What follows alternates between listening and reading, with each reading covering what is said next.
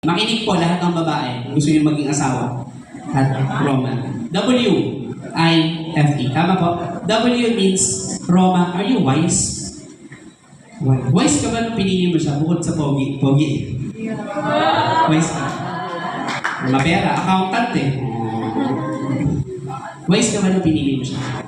Alam niyo po ba nakakaganda ang babaeng marunong sa buhay? Hindi lang puro ganda. Han, pagluto mo ko, I don't know how to luto. I like to make up lang. Oh, what's that? That's an egg. Oh, I don't know how to cook egg. Meron akong alaga, sabi niya, you know, he's so cute. Hindi siya marunong magluto ng itlog. Ang cute-cute niya habang nagluluto siya ng egg. Isip-isip ko, pag nag-asawa kayo, ikaw ang mahirapan. Marunong ka na ng magluto. Very good. Be wise, not just in your finances, but also in handling decision making.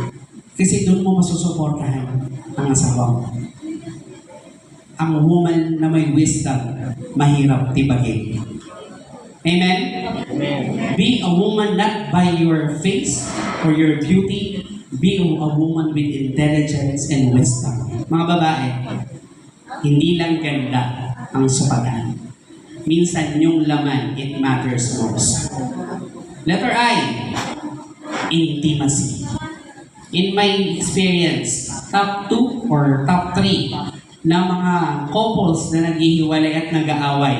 Alam niyo po dahilan, tinanggal ang intimacy sa isa't isa. Rem, dati po kinakalabit na ako.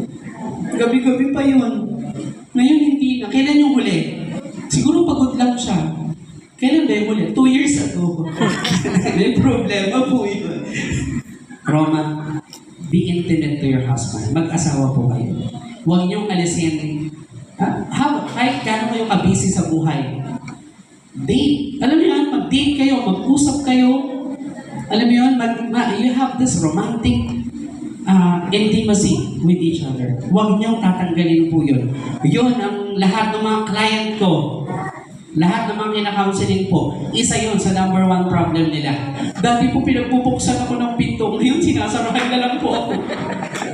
Dati inihintay pa po ako makalabas. Ngayon nandun na siya sa kabilang kanto. Nasa kotse pa ako. Hindi na siya sweet. Be intimate, Toronto. Anong next letter? F. F. Ito yung isa-isa importante. Faithful. Kailangan mo maging matapat na asawa. Ang babaeng matapat sa asawa, ang sarap umuwi ng lalaking asawa sa babaeng matapat sa asawa. Tama po, mali? Tama! Yes! Be a faithful wife. If there's anything you want to be a faithful wife. Why? Why? If you're faithful to your husband, you are being faithful to your God. Tama po? Yes. Last but not the least, letter E. Establish. Wala na po tayo sa era na ang babae ay pang-kusina lang. Tama po? The thinking of the 5,000, alam niyo po ba, hindi naman count ang babae ron.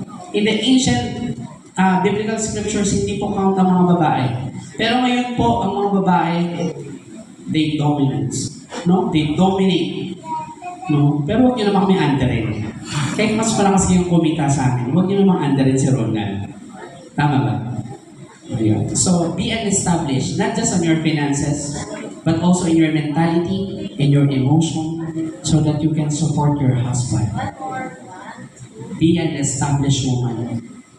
Hindi kayong aasa lang. Meron kasi ganun eh. Alam niyo po ba in the tribes, in the mga Roma areas, mga tagong area, ang pag-aasawa, ang tawag nila doon, escape.